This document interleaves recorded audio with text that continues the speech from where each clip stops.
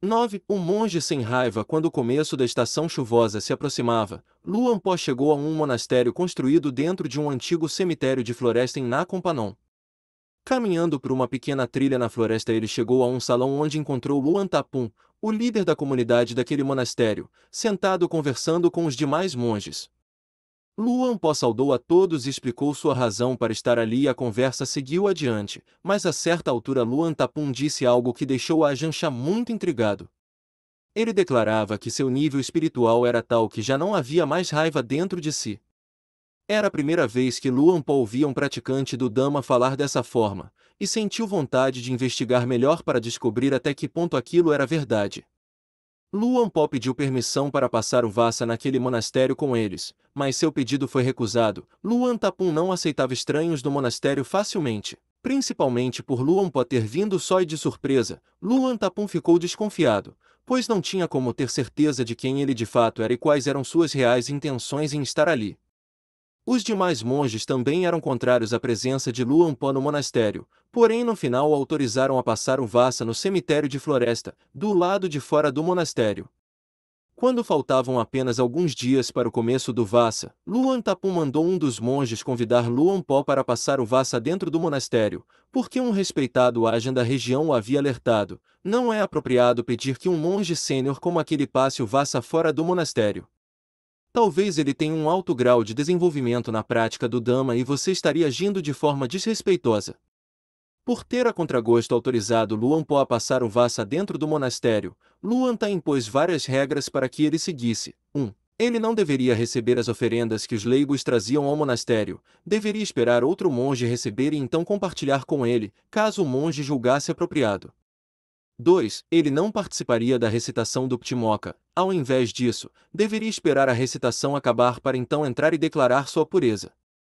3. Durante a refeição, em vez de sentar-se em ordem, de acordo com a quantidade de anos de vida monástica, Luan Po deveria sentar-se ao fim da fila, atrás do monge mais novo do monastério. Ajahn Chah concordou em seguir todas essas regras, mesmo sabendo que era mais sênior do que todos os monges ali, incluindo Luan Tapun, pois já tinha mais de 10 anos de vida monástica. Ele refletiu e decidiu colher os benefícios que essa prática lhe traria. Luan Po disse a si mesmo que Luan Tapun e os demais apenas o estavam testando, que não importava onde se sentasse durante a refeição, da mesma forma que um diamante não perde seu valor dependendo do local onde foi posto. Além do mais, essa prática iria ajudá-lo a reduzir sua vaidade. O Vassa com Luan Tapun prosseguiu em paz, em grande parte graças à humildade e sabedoria de Ajahn Chah, que ajustou seu comportamento à situação e continuou se dedicando à sua prática regular do Dhamma como sempre fez. Ele procurava falar o mínimo possível e, quando alguém o admoestava, tomava aquilo como objeto de contemplação para desenvolver sabedoria e melhorar a si mesmo. Ele escolheu apenas guardar as coisas boas do modo de prática daquele monastério e usá-las como ensinamentos para si mesmo. Ao mesmo tempo, Luan Tapun e os demais monges vigiavam Luan Po constantemente para saber se estava fazendo algo errado, mas Luan Po não se incomodava e não mostrava irritação, pelo contrário, sentia gratidão por todos. Eles me ajudavam não me deixando ficar descuidado e agir errado, como alguém impedindo que algo me sujasse. Durante aquele Vassa, a mente de Luan Po estava sempre pacífica e firme. Ele praticava constantemente, seu comportamento era comedido e agradável em todas as situações, tal como o Buda elogiava, e isso fez que os monges do monastério aos poucos relaxassem a apreensão que sentiam com relação a ele. Certo dia, saíram todos de barco para procurar lenha e Luan Po foi junto. Quando chegaram a uma área deserta, começaram a recolher pedaços de madeira e deixá-los à margem do rio, e a Luan Po foi designada a tarefa de colocá-los dentro do barco. A certa altura ele notou um pedaço de carvalho com cerca de 2 metros de comprimento que havia sido esculpido em um formato arredondado. Luan Po pensou que certamente esse pedaço de madeira tinha um dono, pois era uma madeira nobre e havia sido trabalhada por alguém. Se colocasse aquela peça no barco, seria como se estivesse roubando o que não lhe pertencia e, portanto, realizando uma das transgressões mais graves do Vinaya. Por essa razão, recusou-se até mesmo a tocar aquela madeira. Quando o trabalho estava terminado e era hora de voltar ao monastério, Luan Tapun viu a madeira no chão e perguntou com irritação: Taxá, por que não colocou essa madeira no barco? Achei que não seria correto. Deve ter dono, pois a madeira foi trabalhada, respondeu com educação. Ao ouvir essa resposta, Luan Tapum hesitou por um instante e então mandou os monges subirem no barco, tentando esconder seu embaraço e abandonando a madeira à margem do rio. Alguns dias mais tarde um evento similar ocorreu. Pessoas do vilarejo vieram ao monastério para preparar arroz doce assado no bambu para oferecer aos monges.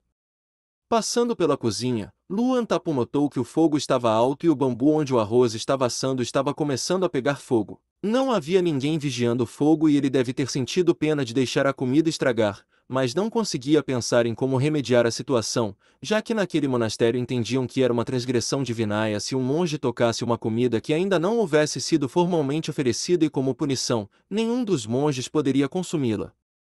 Luan Tapum permaneceu indeciso por um instante, então olhou para os dois lados para ter certeza de que ninguém estava olhando e usou sua mão para mover o bambu para longe do fogo. O que ele não havia notado é que Luan Po estava em sua cabana, que ficava perto da cozinha, e por acaso viu o ocorrido. Quando chegou a hora da refeição, Luan Tapum notou que Luan Po não estava comendo o arroz e perguntou: Taxá, não vai comer o arroz? Luan Po apenas disse: não, mas foi suficiente para que Luan Tapum adivinhasse o que ocorreu e exclamasse em voz alta: cometi uma transgressão. Ao fim da refeição ele veio a Luan Po e pediu para realizar a cerimônia de confissão, mas Luan Po disse: não precisa, apenas seja mais cuidadoso de agora em diante.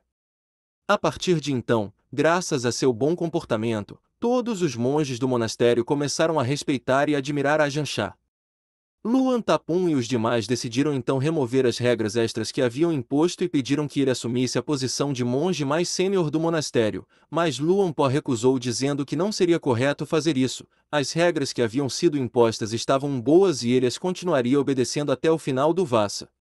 Os dias se passaram e, quando o fim do Vassa já estava próximo, Luan Po finalmente teve a chance de averiguar a veracidade da declaração que Luan Tapum havia feito no primeiro dia em que se encontraram, quando disse já ter erradicado toda a raiva de sua mente. A verdade veio à tona confirmando a sabedoria das palavras do Buda. É através de convívio que a pureza de sila de uma pessoa pode ser conhecida, e isso somente após um longo período, não um período curto, somente para aqueles que são atentos, não para os desatentos, somente para aqueles munidos de sabedoria, não para os desprovidos de sabedoria.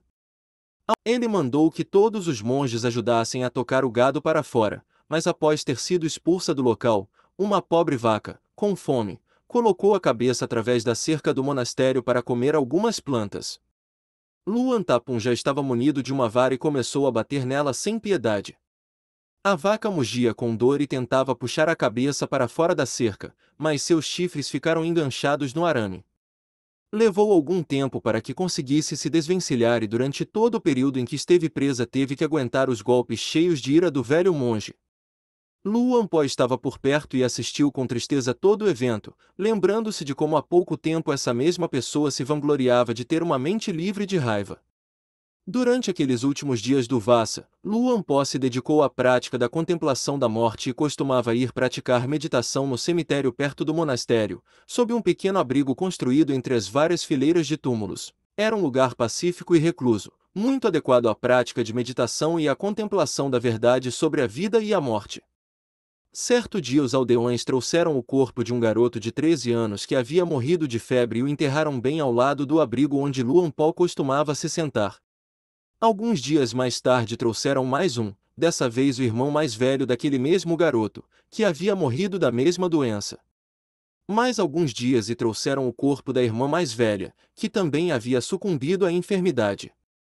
A mãe, o pai e demais parentes dos 3 irmãos estavam inconsoláveis. Vendo a situação deles, Luan Po sentiu ainda mais desencanto com a realidade do mundo e utilizou aquela experiência para motivar a si mesmo a não ser negligente. Ele contemplou o sofrimento e pesar que nasce justamente daquilo que mais amamos e tomamos como mais precioso. A verdade do Dhamma que ele viu naquele cemitério aumentou seu senso de urgência em praticar ainda mais, e ele aumentou o tempo que passava praticando e diminuiu o tempo que descansava. Luan Po estava absolutamente resoluto em sua prática e, mesmo quando garoava, continuava praticando meditação andando sob a chuva.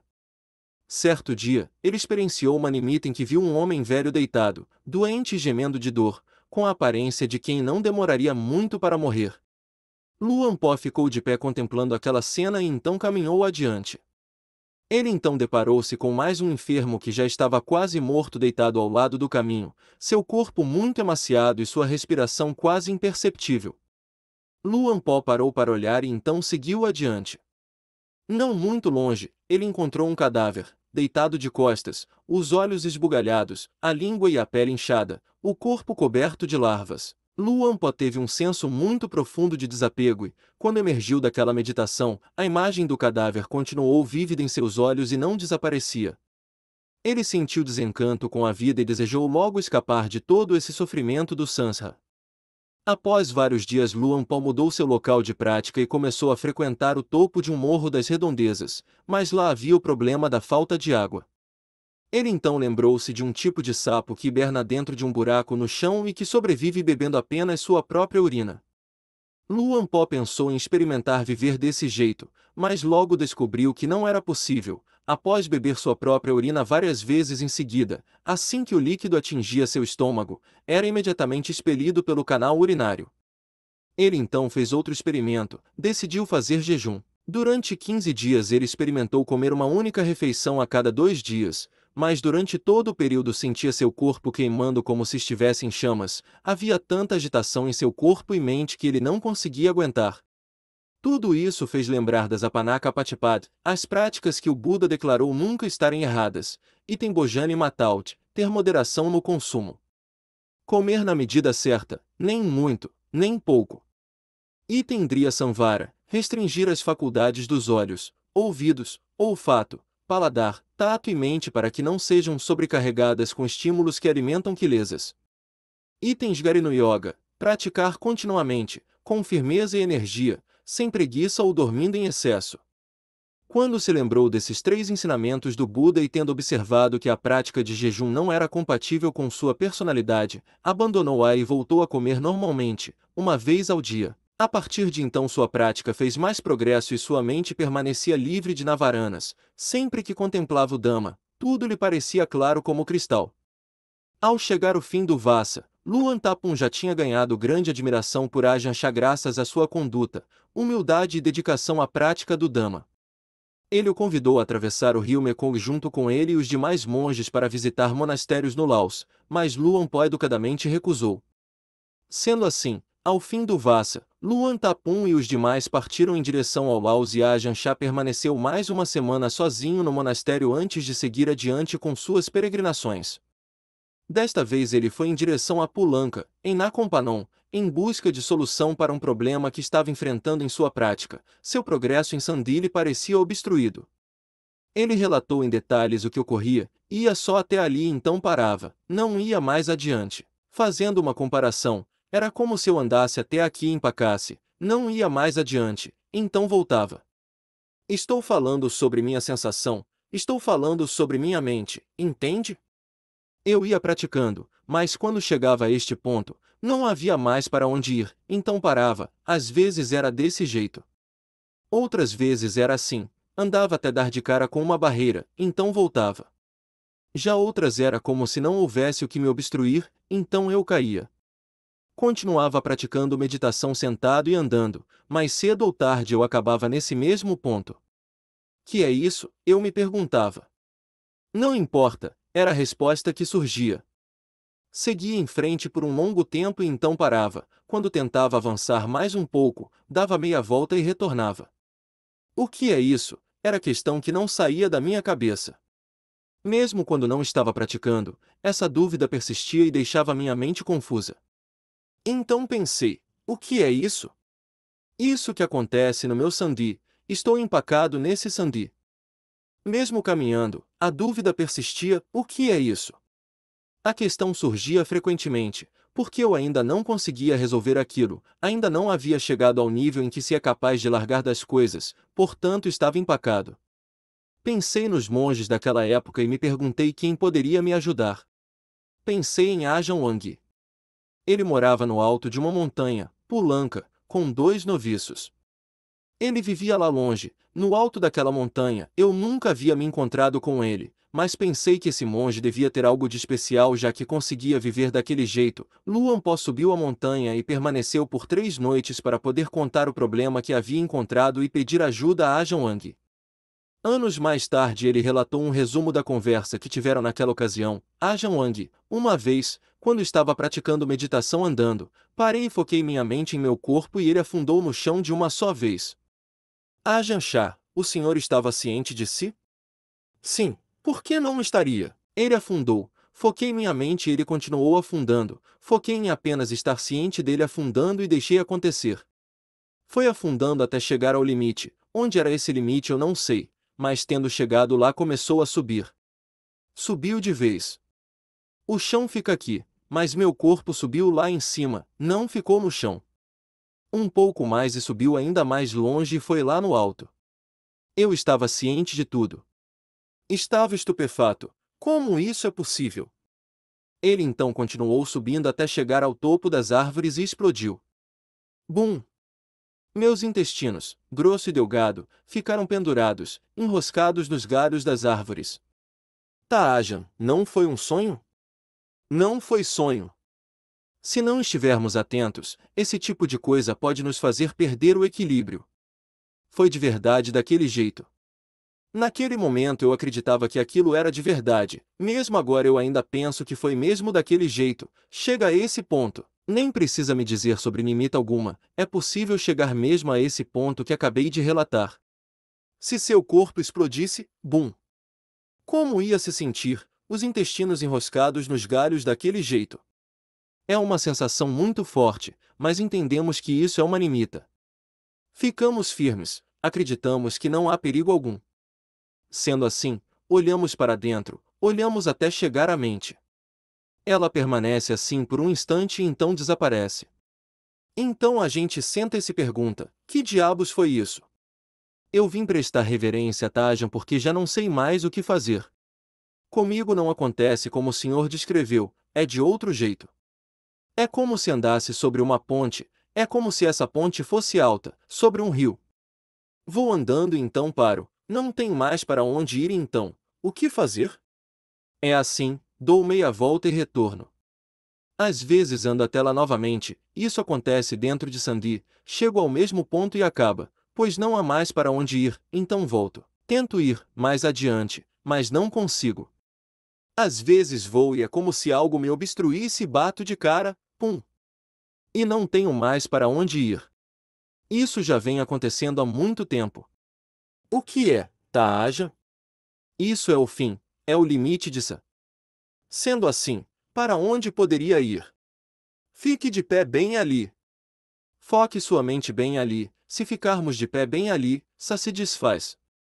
Ela se transformará sozinha, você não precisa forçá-la. Olhe com atitude, isto é assim, e sendo assim, sinto algo acontecendo com minha mente. Saiba que é daquele jeito, esteja ciente. Se você permanecer ciente, num minuto ela se transformará, mudará de Sa. É como se fossem Sa de criança e Sa de adulto, ela se transforma em Sa de adulto. Por exemplo, as crianças gostam de brincar com um tipo de coisa, mas quando crescem passam a enxergar que essas coisas já não são mais divertidas e vão brincar com outras coisas, pois houve uma mudança. Oh! Entendi. Não fale muito, é um assunto que nunca se encerra. Entenda que, no que diz respeito a Sandi, tudo é possível. Mesmo assim, não dê importância, não fique criando dúvidas a respeito. Se tivermos essa sensação, não demora muito e aquilo perde valor, é apenas cita Sankara, não tem nada demais. Se formos olhar, ela se transforma num pato, então o pato se transforma numa galinha. Se olharmos para a galinha ela se transforma num cachorro, olhamos para o cachorro e ele se transforma num porco, e então ficamos nessa confusão sem fim. Esteja ciente daquilo, foque bem aqui, mas não pense que já acabou, logo ela vem novamente, mas não agarre, tome ciência em sua mente e deixe passar, continuamente. Dessa forma, não haverá perigo algum. Foque dessa forma para que haja uma fundação, não fique correndo atrás dessas coisas. Se conseguir resolver isso, vai poder prosseguir, haverá uma abertura para passar. Passado e futuro também serão dessa forma, talvez mais forte ou fraco, mas mesmo que sejam fantásticos ou maravilhosos, não importa a que ponto, terá que ser daquele jeito. Entenda dessa forma, de verdade. Por que algumas pessoas não têm problemas em suas práticas e não sofrem? Não tem coisas obstruindo, tem bem-estar no corpo e mente, não tem problemas? Isso é por causa do seu karma. Em horas como essa você tem que lutar, a mente se unifica e há uma briga pelo trono aqui dentro. As coisas com as quais brigamos não são apenas coisas ruins, também temos que lutar com coisas boas e adoráveis, todas são perigosas, não se apegue a nenhuma delas. Após aquela conversa com Ajahn Wang, a compreensão sobre o caminho de prática de Luang Por aumentou consideravelmente, tendo consultado sobre diversos aspectos do Dhamma, ele então se despediu e retornou ao local onde estava hospedado. Durante sua estadia em Pulanka, ele acelerou sua prática ainda mais, descansando muito pouco e não mais diferenciando dia e noite, ele apenas praticava continuamente. Passados 3 dias, Luang Por se despediu de Ajahn Wang. Eu desci de Pulanka e cheguei a um monastério ao pé da montanha. Bem naquela hora começou a chover e fui me sentar no salão para fugir da chuva. Minha mente contemplava tudo aquilo, e de repente ela se firmou e então mudou. Eu sentia como se estivesse em outro mundo, tudo que olhava estava transformado. Quando olhava o bule d'água sentia que não era um bule d'água. O cesto de lixo mudou, a tigela mudou, tudo mudou de natureza.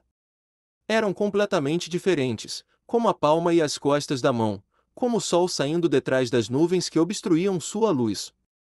Minha mente mudou num piscar de olhos, se firmou e então mudou. Vi a garrafa, mas não era uma garrafa, olhava e não era nada, eram apenas elementos, uma convenção fabricada, não era uma garrafa de verdade, não era um cesto de lixo de verdade, não era um copo de verdade, tudo mudou.